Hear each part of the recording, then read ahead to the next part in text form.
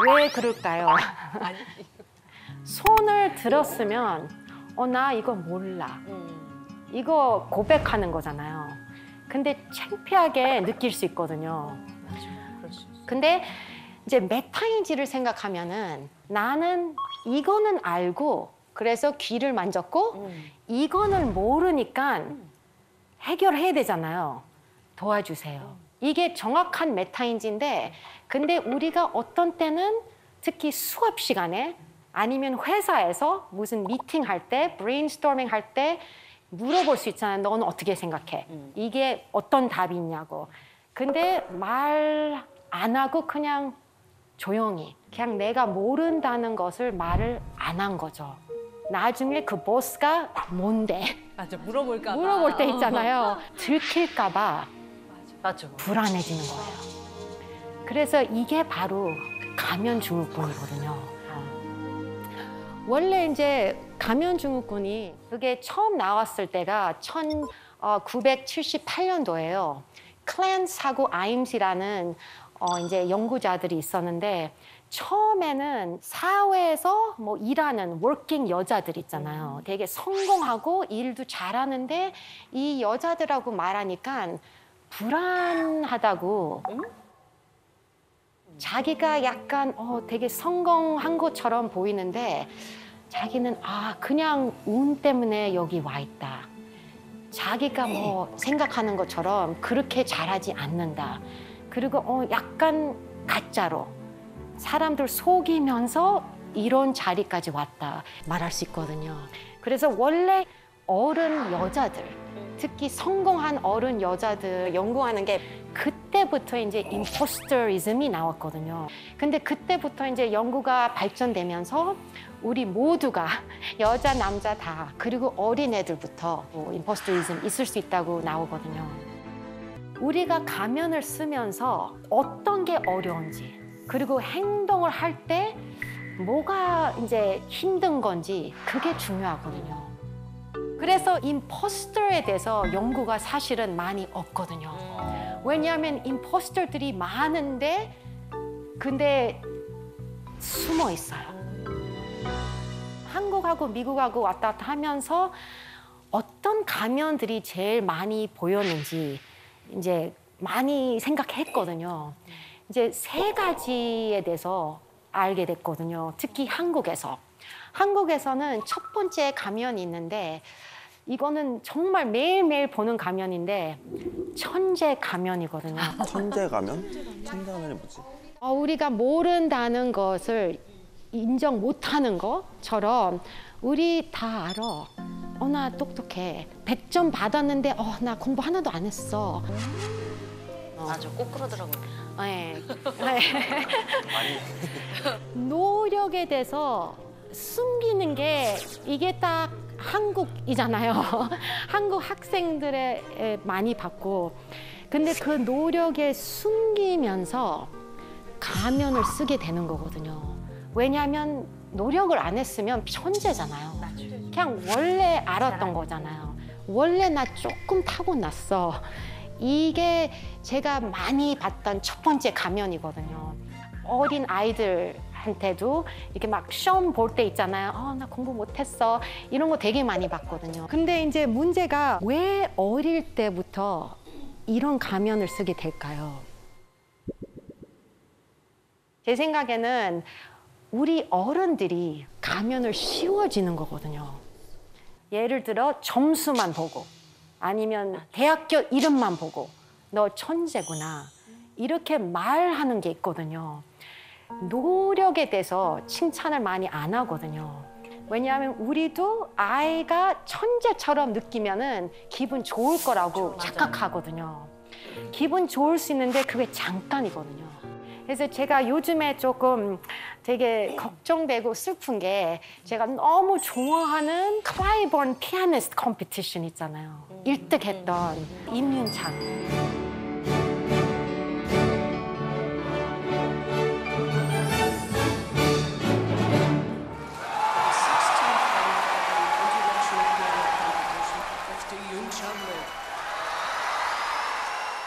정말 사람들이 천재처럼 부를 수 있잖아요. 근데 우리가 가면을 씌워주는 거 아닌데 근데 이렇게 검색만 해도 벌써 천재라고 부르려고 하거든요. 이렇게 어린데도 계속 사람들이 천재다, 천재다. 그러면 자기 진짜 천재 해야 되거든요. 그 역할을 해야 되거든요. 그러면 너무 걱정되는 게 앞으로 1등 어려울 수도 있잖아요. 그러면 그 기대 때문에 더 스트레스를 받을 수 있거든요.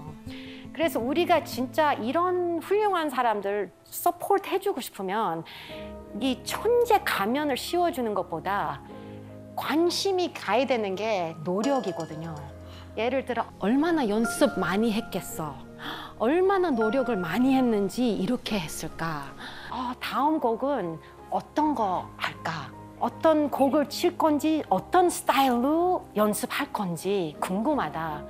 이런 얘기가 이제 훨씬 더 건강하다고 생각하거든요. 그래서 이런 천재 가면을 피하기 위해서 정말 우리는 그 과정에 관심 주고 1등 했다, 천재다 이런 것보다는 조금 더 정말 훌륭하게 연습을 많이 했다. 그렇죠. 노력을 많이 했다. 그렇게 좀 바꿨으면 좋겠어요. 그러니까요. 네. 또 두 번째 가면. 제가 많이 봤던 가면, 그리고 저도 이런 가면을 너무 오랫동안 썼기 때문에 벗기가 어려운데 이게 바로 완벽 가면이거든요. 완벽하다는 가면. 그리고 혼자서 다 잘할 수 있다는 가면. 이거는 회사에서 많이 봤거든요, 어른들. 원래 임포스터 연구를 보면은 제일 단단하게 가면을 쓰는 사람들이 바로 승진한 사람들이거든요. 그러면은 회사를 생각하면은 그냥 밑에 일하는 직원들보다 CEO들, 뭐 사장들, 회장들 이런 사람들이 정말 임포스터거든요. 그래서 한국에서 회사 생각하면은 또 드라마에서 사장으로 나올 때 뭐 이런 문제가 있으니까 해결하고 와, 다음 주까지. 이렇게 말할 때가 있거든요. 그게 임포스터거든요. 왜요? 직원들 앞에서 완성된 아이디어가 없으면 아직 자기도 들킬 수 있거든요. 그러면 더 창피할 수 있거든요.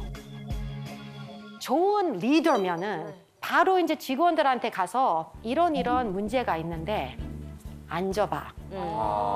우리 같이 해결해보자. 우리 브레인스토밍을 해보자. 왜냐하면 솔직하게 이런 문제가 있었으니까.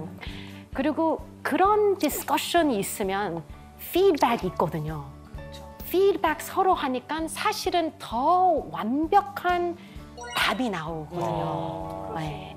근데 이런 회사 맥락에서는 다 완벽 가면을 썼으면 얘기를 못 하게 되거든요.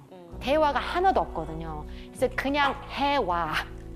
완벽한 것만 보여주기 위해서 우리가 또 집에 가서 몰래 혼자서 막 하면서 내는 거예요. 그게 완벽 가면이거든요. 거기다가 그렇지. 거의 안 힘들게 한 것처럼. 원래 알고 있었던 것처럼 자기는. 네, 원래 그렇게 오래 안 걸렸던 것처럼. 쉽게 한 것처럼. 네네, 그냥 어제 했어 그냥. 네. 그래서 실리콘밸리에서 거의 3,000명한테 물어봤거든요. 당신이 유능하지 않다는 사실을 회사 사람들이 알게 될까 봐 두려우십니까? 거의 60% 넘게 동의한다. 네. 이렇게 대답했거든요. 그래서 애마존이 제일 높이 나왔고요. 그리고 구글도 70% 넘게 나왔고요. 이런 되게 정말 성공한 좋은 회사들이잖아요. 이런 회사들에 들어갔으면 진짜로 이제 얼마나 노력했는지 보여야 되는데 못하면서 그냥 완벽 척하면서 불안하게 있는 거거든요. 그래서 이렇게 일하는 사람들 보면은 댓글들이 있거든요. Today was my second day at Microsoft. I was super excited to join, but slowly my imposter syndrome has started kicking in and I feel like I will fail for sure. I barely understand anything going on and I feel like I won't be able to survive. 근데 또 이제 이 사람이 댓글 했는데 I've been here for 10 years. 10년은 I still feel like an imposter. 아직까지 불안하게 완벽 가면을 10년 넘게 쓴 거예요. 근데 너무 이해가 되지 않아요? 저도 이제 20년 동안 교수하고 있는데 아직도 조금 완벽 가면 쓰고 있거든요. 네. 왜냐하면 들키면 안 되니까. 그래서 이제 이런 천재 가면하고 완벽 가면은 사실은 비슷한 이유가 있거든요. 그 이유가 우리가 노력하는 거를 보여주면 타고난 게 없는 거거든요. 근데 아까 말한 것처럼 한국 사람들은 타고난 거를 좀 좋아하거든요. 그거를 믿거든요. 뭐 예를 들어 토끼랑 거북이가 경주했는데 거북이가 이겼잖아요. 그래도 사람들이 우리 아이가 토끼였으면 좋겠어요. 타고난 거. 졌어도. 왜냐하면 그 타고난 게 더 멋있다고 생각하거든요. 그래서 세 번째 가면이 있는데 다른 것 같지만 또 비슷하거든요. 이게 바로 겸손 가면이거든요. 제가 이제 미국에 살면서 메타인지 연구를 많이 했잖아요. 근데 메타인지 연구하면서 그런 데이터, 그런 결과들이 많이 나왔거든요. 과신하는 거.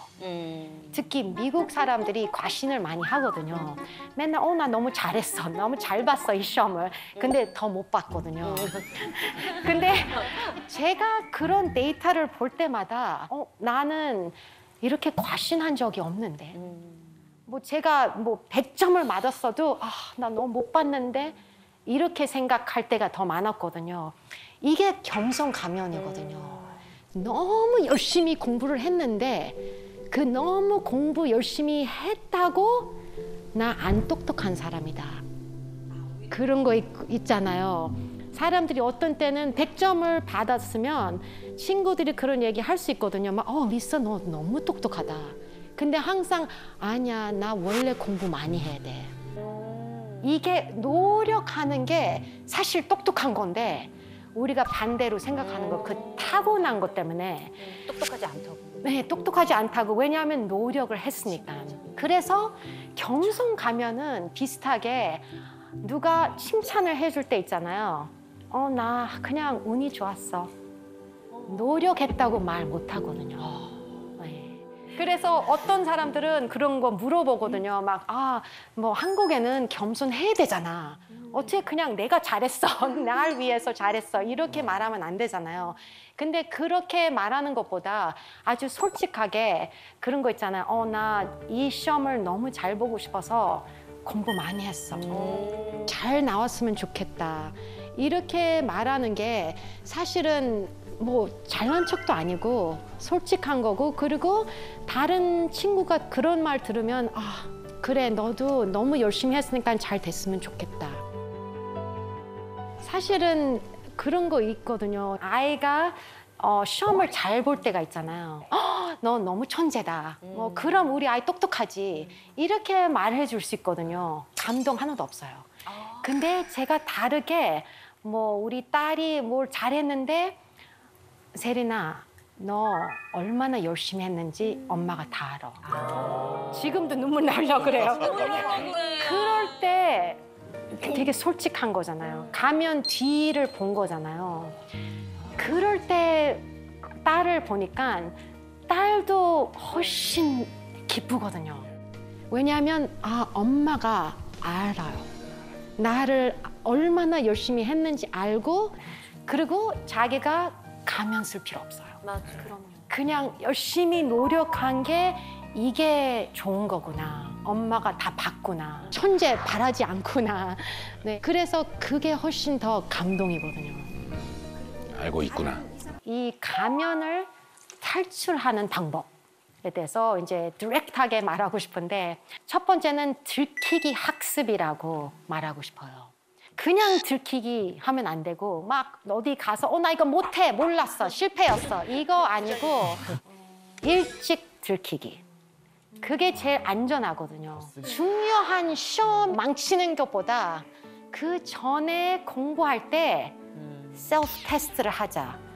일찍 미리 해가지고 이거 어렵구나. 나 시간 더 많이 필요하는구나. 아니면 나 친구한테 물어봐야 되겠다.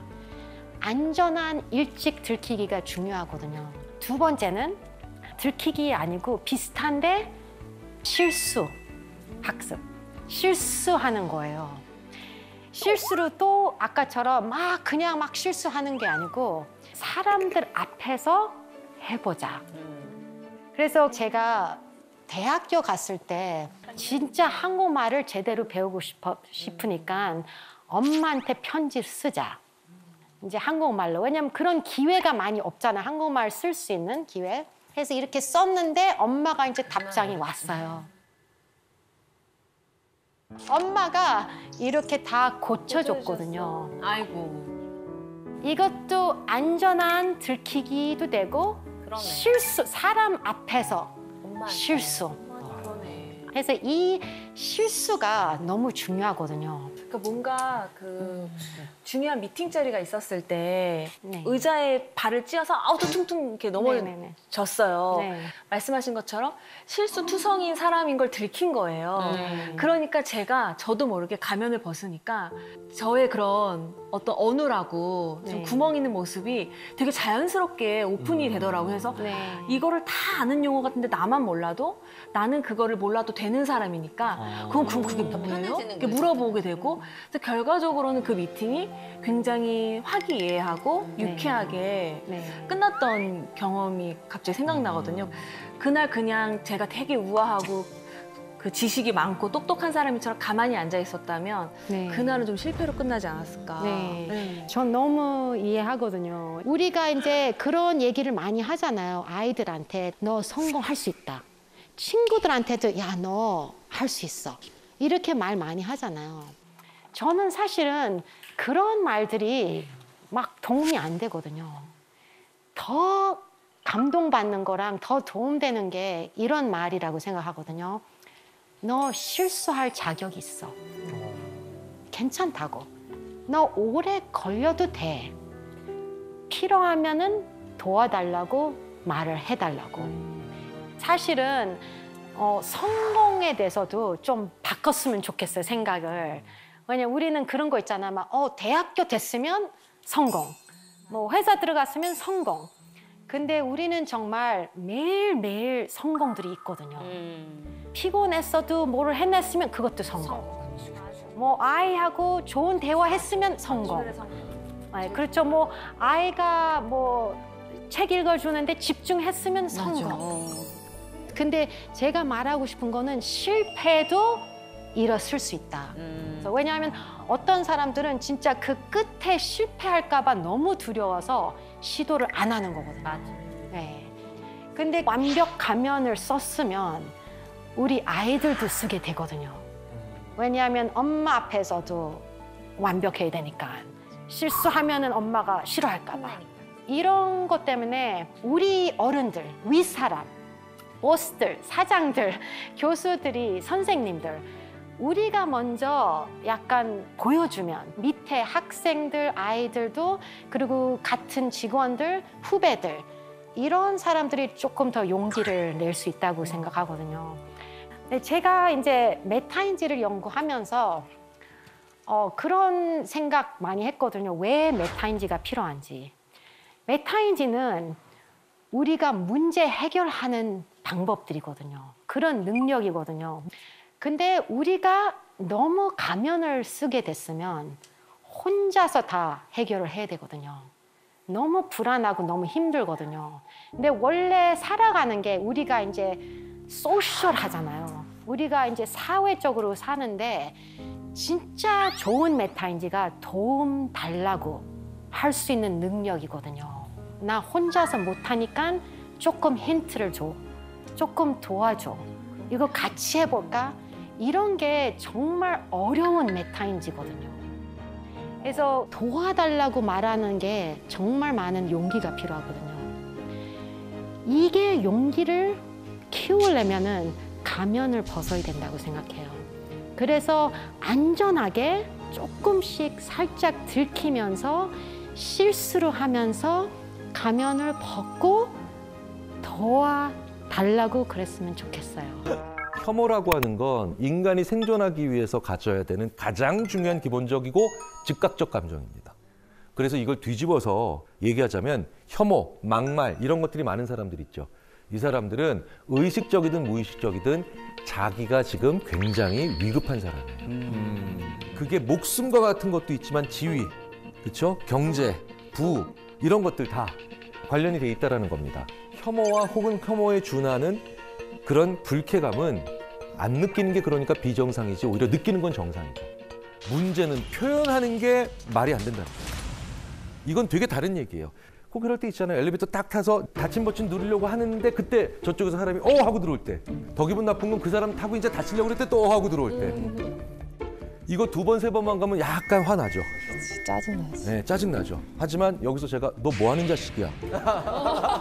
얘기하지 않죠. 네, 네. 막말에 해당하는 생각을 해서가 문제가 아니라 막말을 하기 때문에 문제인 거예요. 네, 이건 되게 중요한 차이라는 겁니다. 우리가 해야 될 걸 해야 되는 것도 중요하지만 안 해야 될 걸 제대로 안 하는 것이 너무나도 중요하죠. 예전에 기억나세요? 천기 올려, 백기 올려. 네. 이걸 심리학자들이 뭐라고 하냐면 첫 번째, 천기 올려, 백기 내려 이런 걸 고우 과제라고 합니다. 가야 될 걸 가는 거죠. 백기 내리지 마, 천기 올리지 말고 이걸 노고. 유난히 고 과제는 잘하는데 노고 과제를 잘 못하는 사람들이 있어요. 이런 분들이 바로 충동적이고 주의 조절력이 약한 사람들인데 막말을 일삼는 사람들이 유난히 이 노고 과제를 잘 못해요. 그러니까 충동적인 사람들이에요. 또 막말 잘하는 사람들이 있어요. 자기 위치가 변하지 않을 거라고 하는 사람. 네. 심리학에 이런 재밌는 얘기가 있습니다. 변함없는 고권력자와 변함없는 저권력자 모두 막말을 한다. 내가 변함이 없어요. 네. 변함이 없어. 난 계속 앞으로 고권력이야. 권력자야. 그럼 자기 자신을 제어할 필요가 없죠. 그래서 아주 큰 부자 출신 정치인들이 실제로 정치를 하면서 막말이 많은 거예요. 왜? 자기는 어쨌든 계속해서 고권력일 거라고 생각을 하니까. 근데 문제는 변하지 않는 저권력자도 막말하기가 쉬워진다는 거예요. 내가 지금은 저권력이고 뭔가 좀 낮은 혹은 좀 힘든 계층에 있지만 내가 잘 하게 되면 내가 조금 더 좋은 위치로 갈 수 있을 거야 라고 생각을 하는 사람들이면 내가 평상시에 막말을 그렇게 하지 않겠죠. 그렇죠. 오히려 나의 생존성을 떨어뜨릴 수도 있으니까. 문제는 우리 사회가 예전보다 중산층부터 시작해서 저소득층까지 사회적 이동성이 떨어지고 있다는 거예요. 이번 생에 내가 오를 사다리가 없어라고 하는 말들이 우리의 젊은이들 사이에서 우리의 사회에서 자꾸 들린다라는 건 굉장히 중요한 근거가 되겠죠. 또 하나 우리가 막말이 요즘 굉장히 많이 나오고 있고 이상하게 막 하는 사람들이 점점 숫자가 늘어나는 이유가 막말하는 사람들은 최소한 솔직하다라고 하는 착각을 사회적으로 하고 있기 때문이에요. 네. 자, 신하영 씨, 지금 네. 누군가가 자기 다리에 커피를 쏟았어요. 근데 그 사람이 아이씨 해놓고 이제 뭐 숫자가 하나 나왔어요. 네. 이런 사람이 있고 다른 사람이 이러면 저는 괜찮습니다. 왠지 첫 번째와 두 번째 어느 사람이 더 솔직해 보이세요? 두 번째는 확실히 솔직하진 않잖아요. 그렇죠. 네. 네. 우리가 이렇게 겸손하고 예의 바르다라고 하는 게 어느 정도는 자기를 가리는 거잖아요. 그러니까 엉뚱하게도 욕하는 사람, 막말하는 사람은 더 솔직한 사람이다. 야, 최소한 걔는 그래도 솔직하잖니? 라고 하는 착각들을 계속 사회적으로 만들어가요. 그래서 미국에서는 정직성에 대한 주별 척도가 있어요. 이걸 스테이트 인테그리티 인베스티게이션이라고 하는데 펠드맨이라고 하는 연구자가 페이스북 사용자 3만 명의 욕설 데이터를 가져와가지고 와, 진짜 다양하겠다. 각각 어느 주 출신인가를 확인한 거예요. 그러니까 여기에 정직성 순위가 있고요. 얼마나 그 주의 사람들이 평균적으로 솔직한가, 그다음 얼마나 더 욕을 많이 하는가. 네, 정확하게 일치한다는 거죠.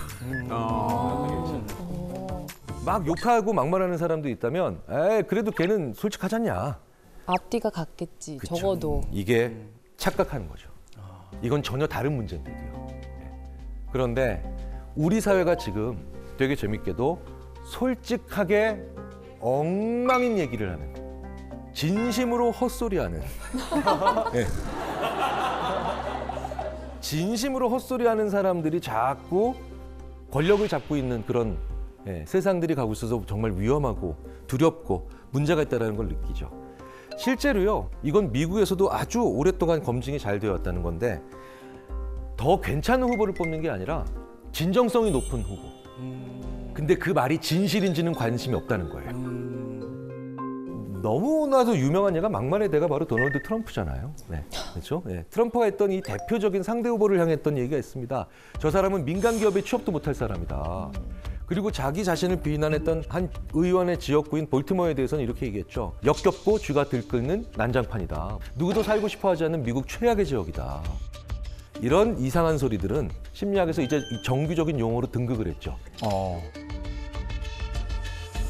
영어로 볼쉿. 우리말로 개소리. 네. 그런데 우리나라에도 많죠. 사이비 교주들이 거기에 해당되고요. 상당히 많은 사람들이 그래도 진심이네 라고 하니까 믿는 거예요. 이 자리에 계신 많은 분들은 야, 그래도 정상적인 지적 수준을 가지고 있는 사람이 어떻게 저런 소리를. 우리는 지쳐 있을 때, 외로울 때, 낙심했을 때, 무기력할 때 많이 배운 사람과 적게 배운 사람, 부자, 가난한 사람 가리지 않고 우리는 진심인 사람 얘기에 귀를 기울입니다. 그리고 그 사람은 솔직하다라는 가면 속에서 자기들이 원하는 걸 계속해서 착취하죠. 대부분 막말하는 사람들은 이제 일단 남의 얘기를 잘 안 듣는 성향들이 있고, 그러니까 그런 막말러가 앞에 딱 있고 나한테 막말을 했을 때 제가 어떻게 대처를 하고 대응을 할 수 있을지 그 방법이 좀 궁금해요. 한번 생각을 해봤어요. 그 막말을 우리가 전혀 다른 영역에서 제일 비슷한 짓으로 뭘 해줄 수 있을까? 다른 심리학자들이랑 한번 얘기를 해봤더니요, 이러더라고요. 그 인간들이 우리한테 바바리맨 짓을 하는 거라고. 왜냐, 바바리맨이 와서 슉 하고 자기 짓을 하고 나가죠. 근데 우리가 받는 충격은 굉장히 심하고, 그리고 사회적으로 문제가 커지며 굉장히 그들은 이상한 걸 우리로 하여금 취하고 가요. 그렇죠. 육체적 막말이죠. 근데 재밌는 건 바바리맨들에게 네가 제일 범행하기 쉽고 계속 범행을 집중적으로 하게 되는, 지속하게 되는 그런 사람이 누구야? 라고 하면 못 본 척 지나가는 사람. 네. 왜? 그럼 계속 쫓아가면서 해도 되는 거예요. 더 해주고 싶어. 네네. 심리학에 또 이런 얘기가 있죠. 막말을 통해 승리한 사람 모두 결국 다음 승리를 막말을 통해 갈구한다. 그래서 반드시 반응해야 됩니다. 근데 그 반응을 같은 방식으로, 그럼 네가 벗었어, 나도 벗었어, 이건 아니잖아요. 네. 그 막말에 대해서 똑같이 막말로 비난하는 건 오히려 문제를 꼬이게 만들어내는 거죠. 네. 그런 막말하는 사람이 왔을 때 내가 어떻게 얘기해야 되는가? 웃지 말고, 화내지 말고, 단호한 언어. 이 삼박자를 다 가지셔야 돼요. 쉽지 않죠. 당황스러우니까. 왜 그렇겠어요? 자주 있는 일이 아니니까. 연습하셔야 된다는 거예요. 저는 내용은 단호하게, 그다음에 말투는 친근하게. 그래서 와, 절대 안 돼. 절대 안 돼. 잘 연습해 놓으십시오. 자기 색깔을 가지고 있는. 답은 나만 알고 있는 겁니다. 늘 밝은 사람들. 속을 모르겠는 사람들. 늘 웃고. 근데 이런 분들도 누군가에겐 사실 의외로 지옥일 수 있습니다. 긍정적인 수준을 넘어서 이 사람은 늘 밝은 모습만 나한테 보여주니까 오히려 내가 이 사람한테 나는 어떤 문제가 있는 사람이 아닌가 싶을 때가 있는 그런 경우가 있더라는 거예요. 이런 경우를 심리학자들이 부적절하게 밝은 사람이라고 표현합니다. 이런 것도 일종의 허세예요. 허세죠. 사실 허세 많이 부려보셔서 아시잖아요. 예. 저도 옛날에 길 가다가 한번 넘어졌는데 친구가 야 괜찮아 이거 있잖아요. 야 너 엉덩이에서 피 아니야. 사실 사람들은 내가 남들에게 약하게 보이기 싫고 내가 남들에게 동정받기 싫다라고 하는 그런 욕구가 있죠.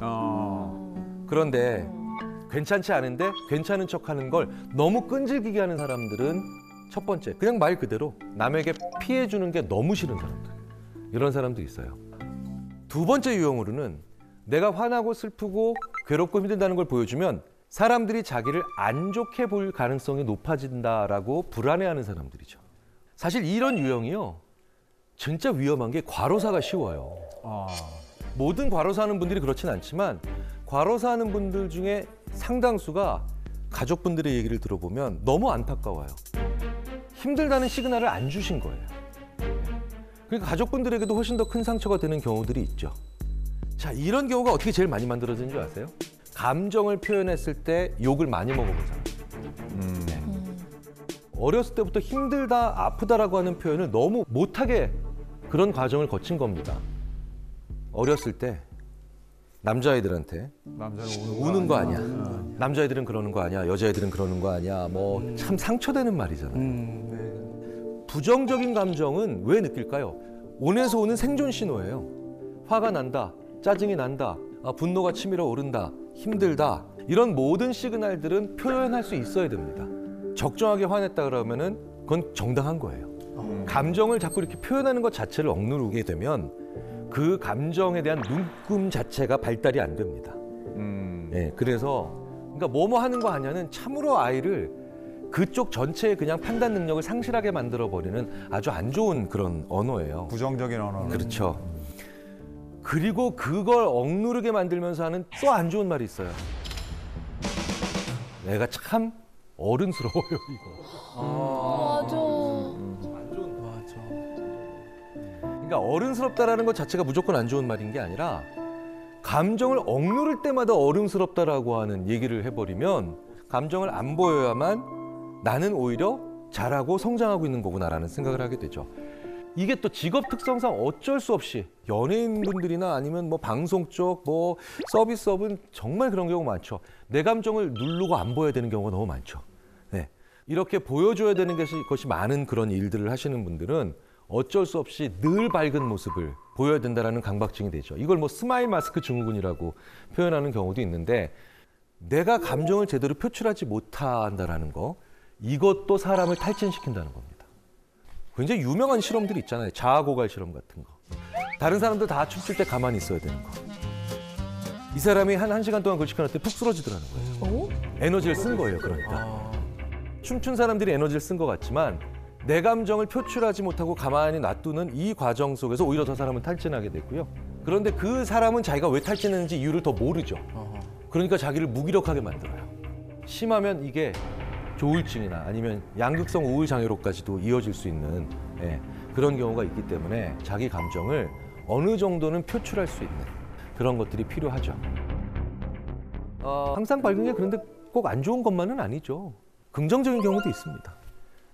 바로 이런 거예요. 아주 자기 인식 능력이 좋은 사람들. 주위에 이런 분들이 있죠. 오늘은 안 나가야 되겠어. 그래서 왜? 그랬더니 오늘 나가면 말싸움 딱 붙어서 싸우기 딱 좋은 날이야. 오늘은 안 나가는 게 상책이야. 전 처음에 너무 재수가 없어가지고 야, 네가 무슨 뭐 노스트라다무스야? 네가 그걸 어떻게 알아? 그런데요.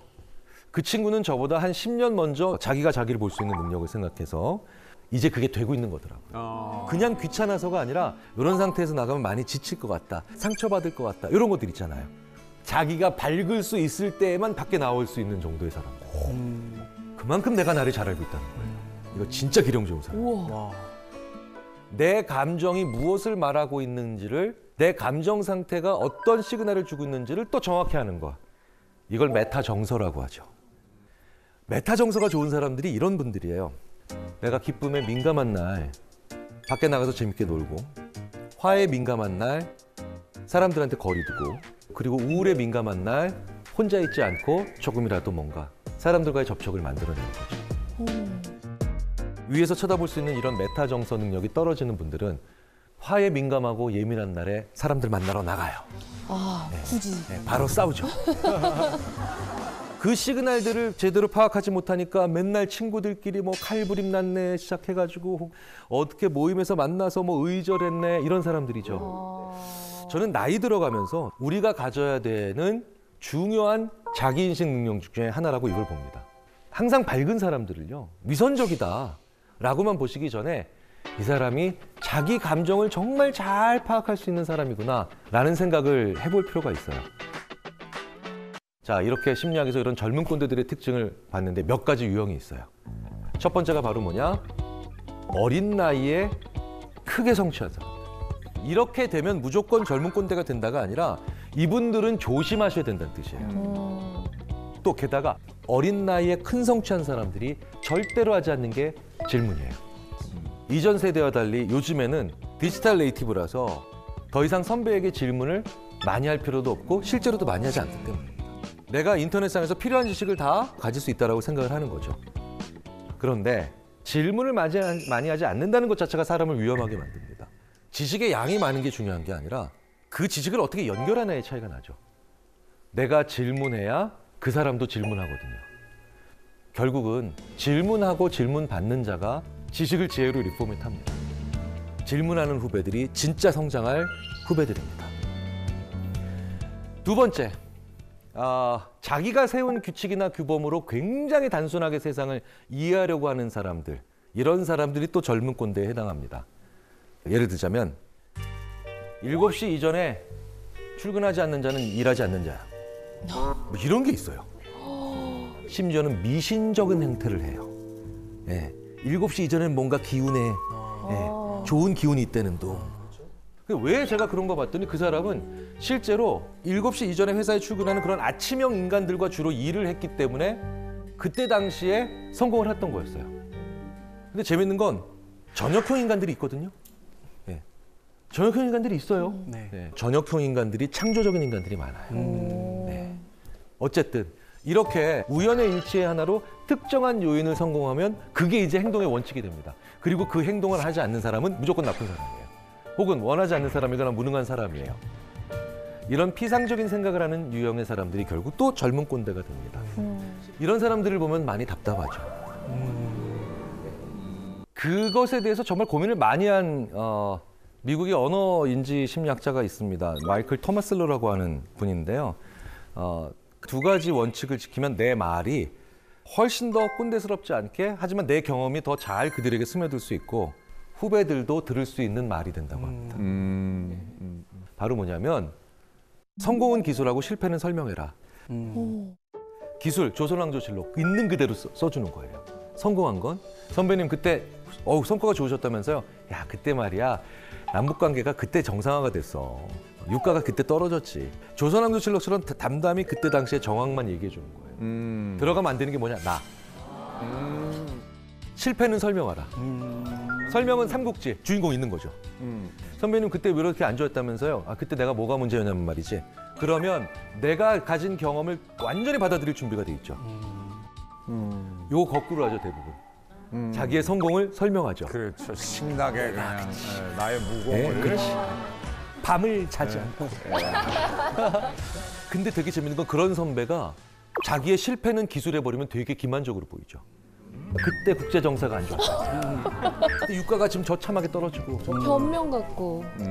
성공은 기술하고 실패는 설명하면 굉장히 후배로서는 받아 적고 싶은 선배들의 말이죠.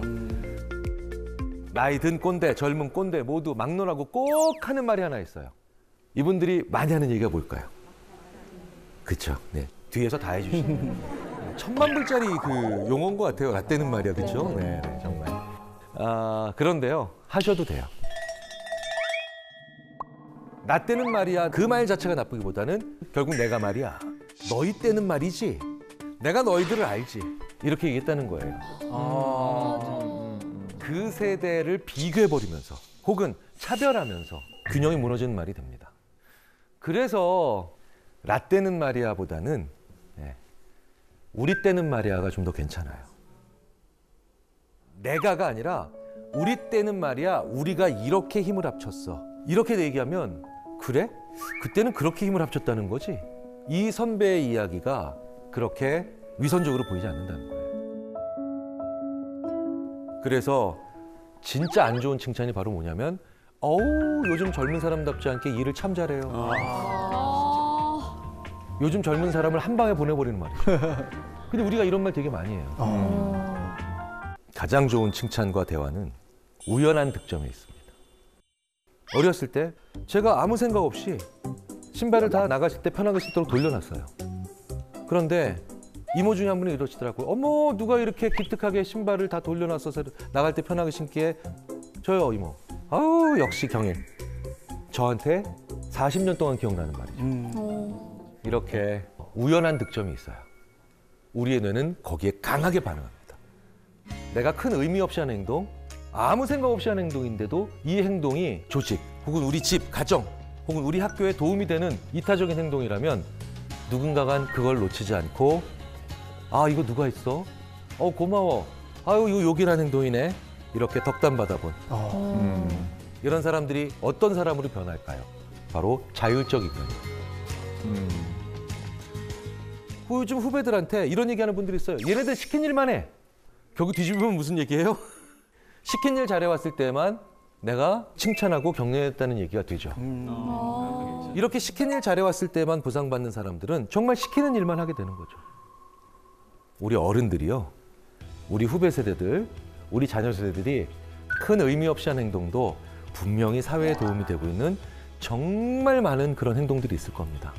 그런 행동들을 하나씩 찾아내서 잘했다, 고마워 라고 해주면서 우리는 그들과 훨씬 더 자율적으로 공존할 수 있는 그런 사회가 될 수 있지 않을까라는 생각이 듭니다. 네. 말뺑소니 쳐본 적은 있으실걸요? 말뺑소니? 말뺑소니 뭐냐면 내가 말로 사람을 아프게 했어요. 인명사고를 냈단 말이에요. 나 늘 그러는데. 여기 전과 이범. 네, 응급처치는 하지 않고 그냥 내뺀 거. 그걸 말뺑소니라고 하죠.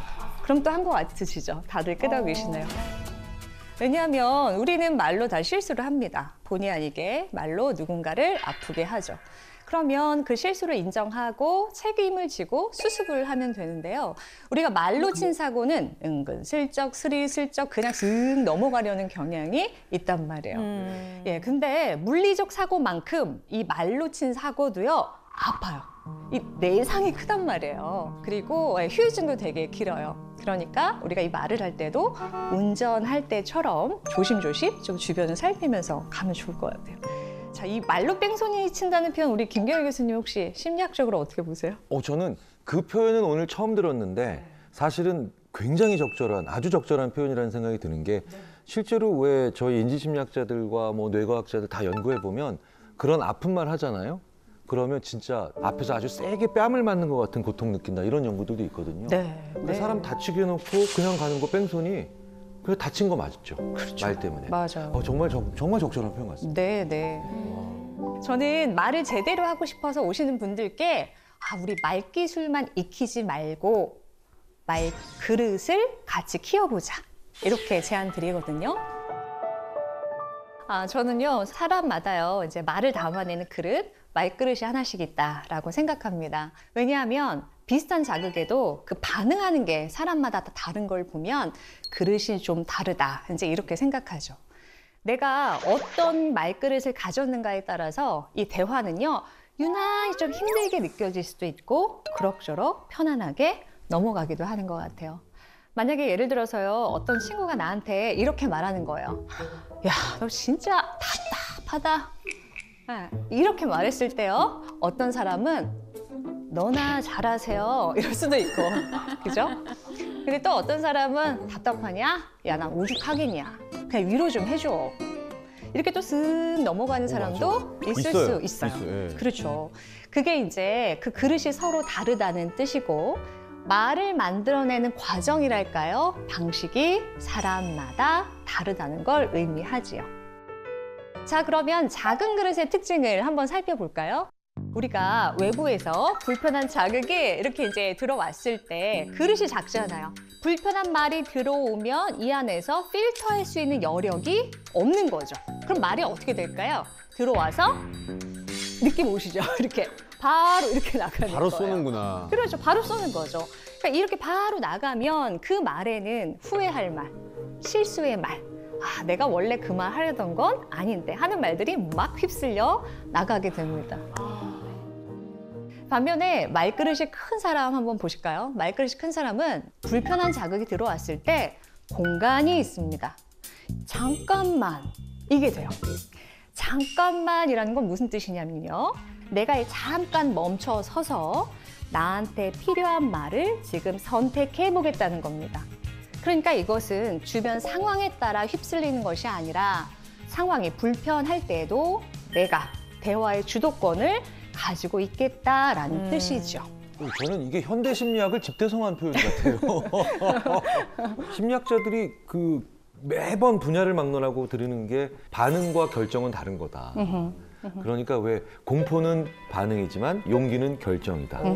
그리고 짜증은 반응이지만 매너는 또 그것도 결정이다. 그러니까 지금 대응이 결정이거든요. 그렇죠. 대응이 결정인데 그러니까 정확하게 그 말씀을 지금 하고 계셔서 네, 힘이 실립니다. 감사합니다. 네. 이렇게 말그릇을 키우면 뭐가 좋을까? 이것도 한번 같이 생각해 봐야 될 것 같아요. 저는 말그릇을 키우면 특히 두 가지가 좋다고 봅니다. 일단 첫 번째는요. 안전한 사람이 됩니다. 나와 대화하는 사람이요. 안전함을 느껴요. 무슨 뜻이냐면요. 대화할 때 나를 너무 내세우지 않아요. 그리고 막 자극하지도 않고요. 상대가 편안하게 말할 수 있도록 배려해 주는 사람이라고 생각합니다. 그러니까 내가 말하기를 좀 잘했네. 말하고 나니까 속이 시원해. 이렇게 느끼게 해주는 사람. 뭐 예를 들어서요. 저도 워킹맘이에요. 전 아들만 둘이거든요. 이렇게 안 된 눈으로 보지 마세요. 네, 뭐 나름 괜찮은데요. 다들 이렇게 측은하게 보시더라고요. 워킹맘의 삶이 저도요. 하루하루 살아요. 그냥 하루하루 고비를 넘기기 위해서 사는데 저도 힘든 날 막 이렇게 하소연할 때가 있습니다. 주변 언니들한테. 나는 한다고 하는데 이게 잘하는지 모르겠어. 우리 애들은 맨날 뭘 안 가져가 놓쳐. 엄마는 맨날 못 가. 미안하지. 그러면 사람마다 반응하는 게 조금씩 달라요. 어떤 사람은 이렇게 말해요. 그래, 너 좀 잘 챙기긴 해야 되겠더라. 지난번 보니까 애가 살이 너무 빠졌더라. 아우. 최악이. 정말 말 안 하고 싶잖아요. 얄미워서. 네. 근데 어떤 사람은 조금 다르게 말해요. 그래 힘들지. 너가 고생이 참 많았겠다. 야, 근데 이게 균형 맞추는 게 누구에게나 어려운 일이야. 제 마음을 공감해주고 배려해줘요. 그리고 이런 질문도 해줘요. 근데 너 일하는 엄마로서 자부심을 느낄 때도 많을 것 같아. 언제 뿌듯하니? 이렇게 물어봐주면 제가 또 얘기하면서 그래, 내가 그냥 너무 영 아닌 것만 아니지. 뭐 이렇게 느끼게 되는 사람. 저는 이런 사람이 바로 안전한 사람이라고 생각합니다. 근데 이건 호구랑은 달라요. 호구는 상대를 위해서 그냥 참고 말 못하는 거지만 안전한 사람은 서로 편안하게 나도 할 말을 하는 사이라고 보시면 되겠습니다. 근데 너무 그런 사람 많이 없습니다. 진짜 많이 없습니다. 맞아요. 정말 귀하죠. 네, 진짜 귀한 사람입니다. 네, 그래서 내가 그런 한 사람이 되는 것도 너무 멋진 일이고. 그래, 우리가 되자. 자, 그리고 두 번째, 말그릇을 키우는 좋은 점은요. 진짜 이것이 핵심인데요. 말그릇은 나를 지키는데 도움이 된다. 저는 이렇게 생각합니다. 이게 무슨 말이냐면요. 사람들은요. 어른이 돼도 말을 서툴러요. 그러니까 사람들이 말이 서투니까 그냥 정제되지 않고 툭툭툭툭 말을 하게 됩니다. 그럼 그 까칠한 말을 들을 때 모든 자극에 내가 와르르 바르르 걸려들잖아요. 인생이 너무 피곤해져요. 맞아요. 네, 너무 고단해집니다. 그래서 그런 여러 자극에 대해서 우리가 대처를 잘해야 되는데 어떤 불편한 자극에는요, 그냥 반응하지 않아야 해요. 두는 거죠. 그냥 말하세요. 두는 거죠. 근데 또 어떤 자극에는 그 말씀은 제가 좀 불편한데요. 하지 않으셨으면 좋겠어요. 이렇게 끊어낼 수도 있어야 돼요. 네, 홍자 씨, 우리 말은요, 네. 어디서 만들어진다고 생각하세요? 먼저 느끼고 느끼는 감정에 의해서 표현되는 게 말이 아닐까. 맞아요. 거기에 동의하고요. 전 이거를 조금 더 크게 설명을 드려볼게요. 이 말은요, 입에서 만들어지는 게 아니다. 이렇게 생각이 듭니다. 만약에 요 입에서 말이 만들어지는 거라면 우리가 대화기술책 하나 읽고 나면 내가 새 사람이 되어야 하는데 그렇지가 않죠. 다시는 그렇게 말하지 말아야지 해놓고 똑같은 실수를 반복하니까요. 네. 우리 가족 치료의 어머니라고 불리는 버지니아 사티어는요, 이 말과 마음의 이론에 대해서 빙산으로 설명을 합니다. 저 수면 위로 보여지는 것이 우리의 말이라고 보시면 되고요. 그 수면 아래에 있는 것이 우리의 마음이라고 보시면 됩니다. 자, 그러면 욕구는요, 원하는 것입니다. 원하는 것. 그러니까 우리는 매 순간 원하는 것을 갖고 있어요. 근데 다만 무엇을 원하는지는 잘 의식하지 못하고 말하고 행동하고 움직일 때가 많다는 거죠. 그래서 우리가 대화를 할 때 욕구를 잘 표현한다는 것은 안전한 대화를 하는데 매우 중요한 요인이라고 보시면 됩니다. 네. 그러면 한참 위로 올라가 볼게요. 우리는 기대라는 걸 자연스럽게 하게 됩니다. 네. 특히 가족들에게, 네, 가까운 사람들에게 맞아요. 기대를 하게 되죠. 몰라주면 되게 서운해요. 네, 그렇죠. 네. 그래서 우리 가족이 나를 좀 이해해 주겠지, 내 마음을 좀 알아주겠지, 그래도 날 지지해 줄 거야, 이렇게 기대하는데요. 현실은 어때요? 가족이 제일 몰라요. 맞아. 가족이 나에 대해서 제일 이해 못할 때가 많습니다. 그러면 감정이 확 올라와요. 맞아요. 불편한 생각들이 같이 올라옵니다. 그러면 이제 부정적인 생각과 부정적인 감정, 불편한 감정들이 이 수면 위로 가까이 확 떠오릅니다. 그럼 우리가 짜증나? 신경질나? 하면서 말이 이제 수면 위로 올라가는 거죠. 그러니까 우리가 다른 사람이라면 좀 참기라도 할 텐데 가족한테는 그냥 안 참고 파이어 해버린다. 이렇게 보시면 돼요. 우리는 평소에 감정의 영향력을 엄청 받아요. 그러면서도 감정을 느끼고 활용하는 방법은 배운 적이 없으니까 이제 너무 서툰 거죠. 우리가 모르는 길, 낯선 길을 갈 때 이정표를 항상 보면서 갑니다. 길을 잃지 않으려고요. 그러니까 마치 감정은 이정표와 같아요. 우리가 불편한 대화를 할수록 이 감정이 맞나? 이 길이 맞나? 잘 확인하면서 가는 게 필요하단 말이죠. 근데 이제 이거를 이렇게 놓쳐버리면 내가 이런 말 하려던 건 아닌데. 사고가 납니다. 예, 그렇게 되는 거예요. 그러니까 왜 우리가요, 민망한데 막 짜증내는 사람 봤죠? 예, 슬퍼도 화내는 사람 많아요. 맞아, 일부러. 자, 두 번째요. 감정에는요, 고급 정보가 들어 있습니다. 아까 좀 전에 제가 시어머니 사례에서요, 만약에 그 순간 내가 서운하네, 힘들다, 이 감정을 제가 잘 알아차렸더라면 내가 인정받고 싶구나, 내가 수고했단 말 듣고 싶었네, 제가 이걸 알아차릴 수 있었을 거예요. 왜냐하면 그 감정엔 정보가 들어있기 때문이에요. 네, 근데 우리는 이렇게 감정을 데이터로 사용하지 못하니까 어떻게 하냐면 그냥 퉁쳐버려요. 짜증나, 이렇게. 힘들어, 몰라, 이런 거 있죠. 네, 퉁치거나 너도 그냥 참는 거예요. 네, 그래서 저도 이제 많은 분들을 만나고 있다 보니까요, 감정에도 유형이라는 게 있다는 걸 알게 됐어요. 감정의 유형에는요, 폭포수, 호수, 수도꼭지형 이렇게 있습니다. 폭포수 유형은요, 이렇게 보시면 돼요. 마음에요, 감정 고통이 딱 2개 있는 사람이라고 보시면 됩니다.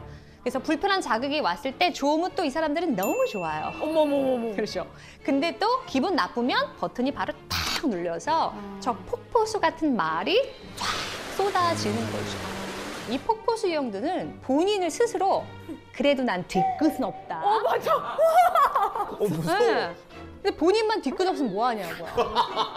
우리는 저 물에 다 이렇게 젖어 있고 안 가고 싶다고요, 폭포수에.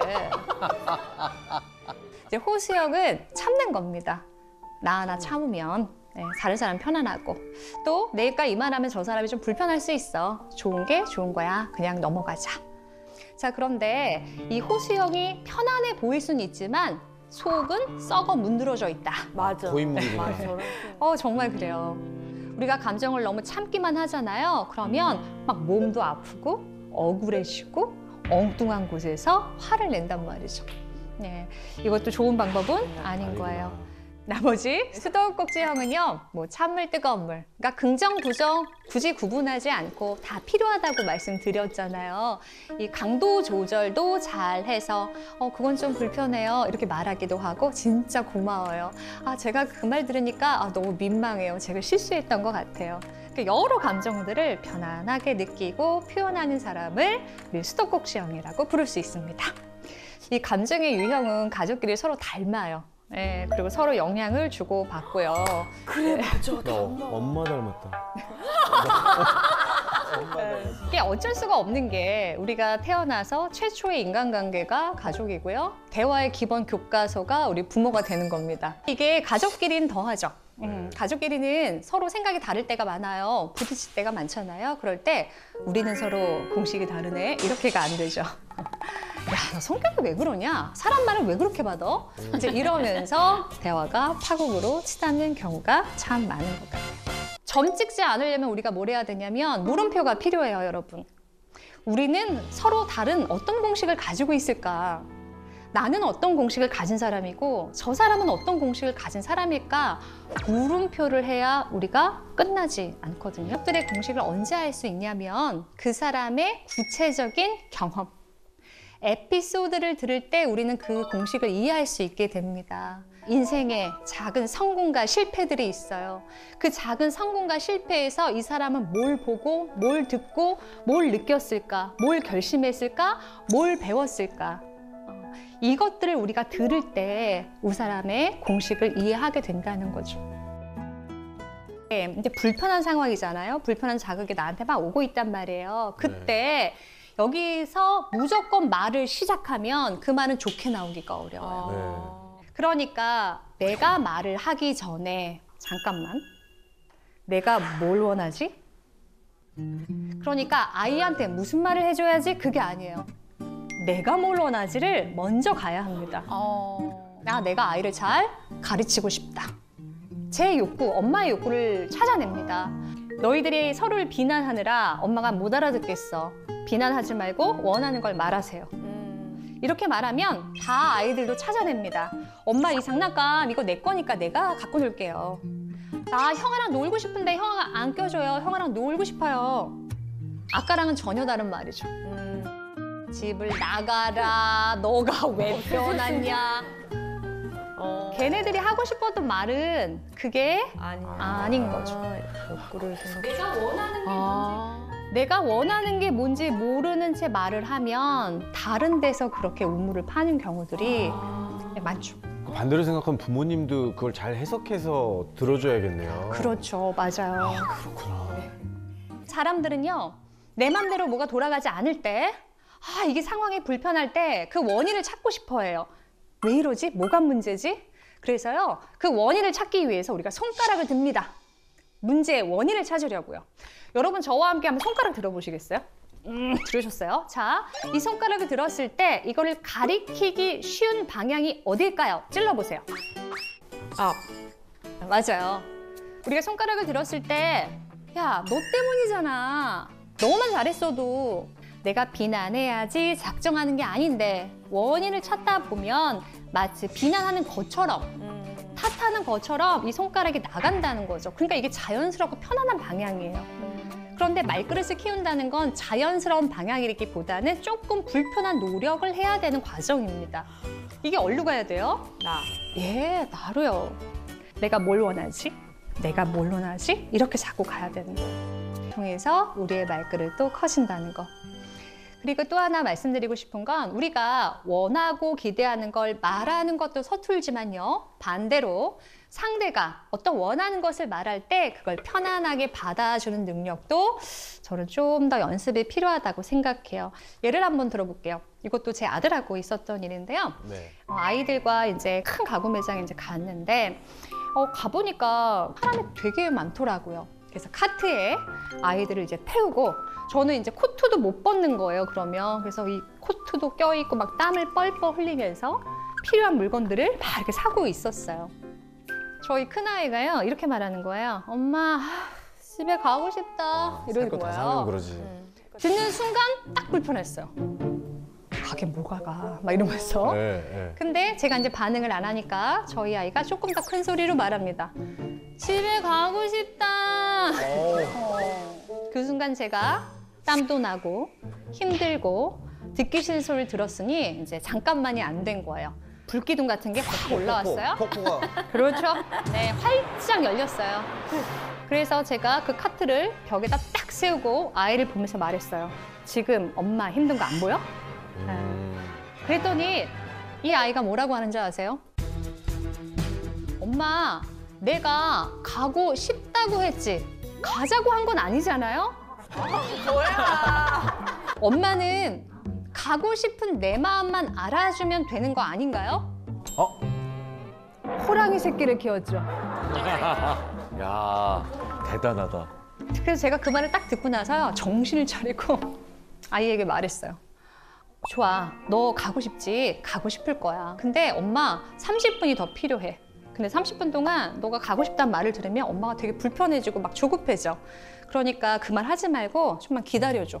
할 수 있겠어? 또 지가 한 말이 있잖아요.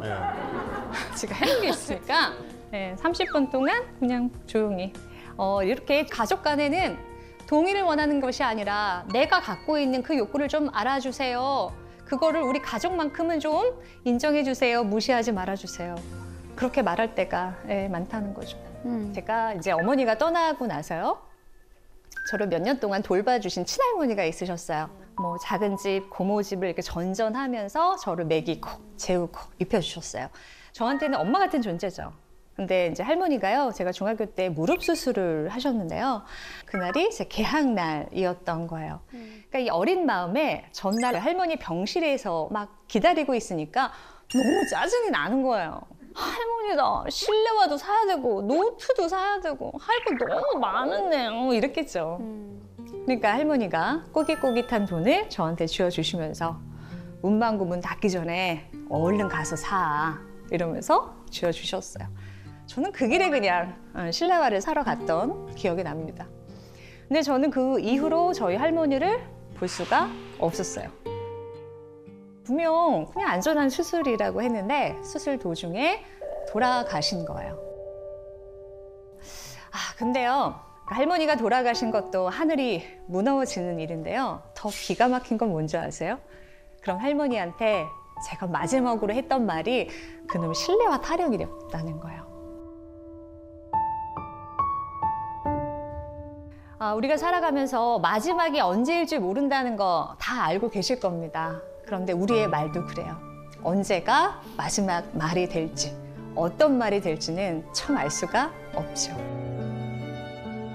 그러니까요, 그냥 나오는 대로, 배인 대로, 성격대로만 하지 말고 이왕 하는 거 잘 배워서 제대로 했으면 좋겠어요. 저는요, 제 말을 저희 아이들한테 대물림하지 않으려고 발버둥 친 사람 중에 한 명이에요. 저는 내 마음이 지옥이 되면 내가 사랑하는 가족들에게 얼마나 모진 말을 할 수 있는가를 너무 잘 알아왔기 때문에 정말 말에 열심히 매달렸어요. 제가 확신할 수 있는 건 연습하면 말은 분명히 바뀌고 달라집니다. 그렇게 되면요, 내 관계가 조금 편안해져요. 그러니까 우리요, 마음이 말로 잘 전달되도록, 사랑이 사랑으로 잘 느껴지도록 말했으면 좋겠어요. 여러분 말마음 건강하세요. 고맙습니다.